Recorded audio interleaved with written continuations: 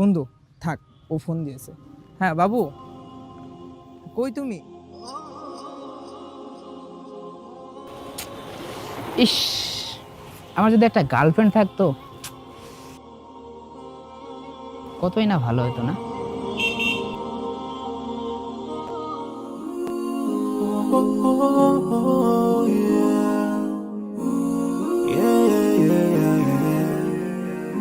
So many dreams, yeah, in my life. I dream a lot of things in my life. You dream, I dream, they dream, we dream. মেয়েটাকে প্রায়ই দেখি, বেশ দিনদারি মনে হয়। এমন একটা মেয়ে আমার বউ হিসেবে বেশ ভালোই মানায়। Dreams in our life. We dream of getting rich.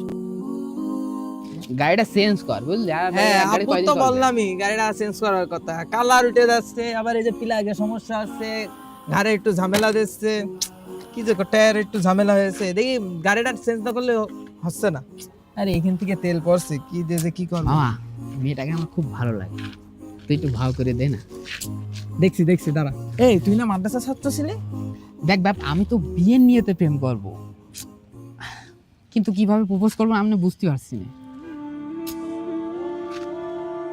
তাইলে বাপ আর দেরি করিস না, তুই জোর কাছে বলে দে।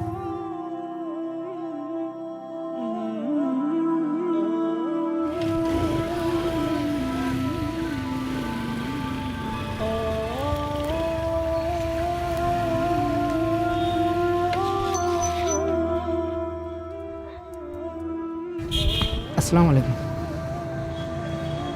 ওয়ালাইকুম আসসালাম। আমার পথ আটকালেন কেন?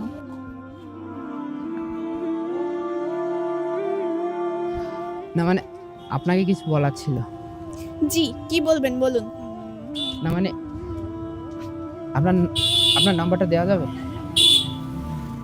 যা বলার এখানেই বলুন। সব কথা কি সব জায়গাটাই বলা যায় নাকি? আপনার নাম্বারটা দিন, ফোনে সব বলুন।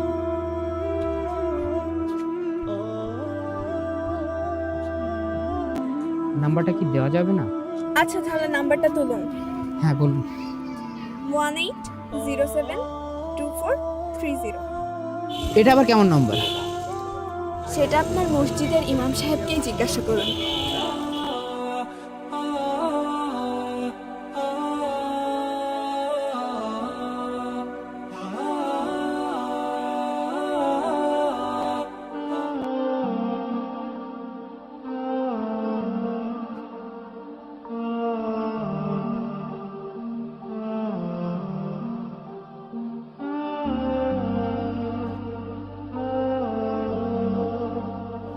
হুজুর হুজুর, একটু দাঁড়ান। আসসালামু আলাইকুম। ওয়ালাইকুম আসসালাম। হুজুর, আপনার সাথে কিছু কথা ছিল। জি বলুন, ইনশাল্লাহ। আসলে হুজুর, কালকে একটা মেয়েকে, মানে অনেকদিন যাবত আমি একটা মেয়েকে ফলো করি, তো সে আসলে আমাকে একটা নম্বর দিয়েছে।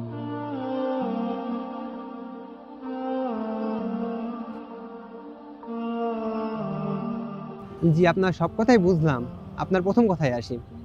আচ্ছা, হজের নিতে কি ডাকাতি করা যায়? কখনোই না। তাহলে বিয়ের নিতে প্রেম কিভাবে জায়েজ হতে পারে?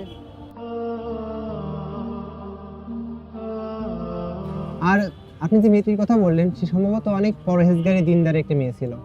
সে আপনাকে 18072430 বলতে 18 পাড়ার 7 নম্বর পৃষ্ঠার 24 নম্বর সূরার 30 নম্বর আয়াতের কথা সম্ভবত উল্লেখ করতে চেয়েছে।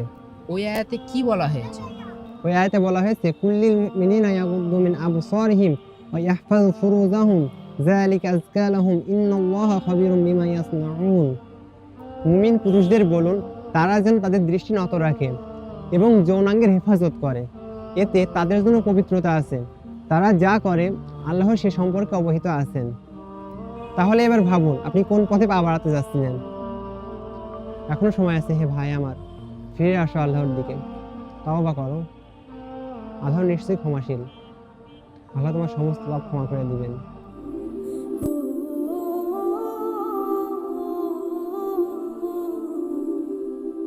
এ দুনিয়ার মিছে মায়ায় আছো তুমি ডুবে, একবারও ভাবো নিহায় চলে যেতে হবে।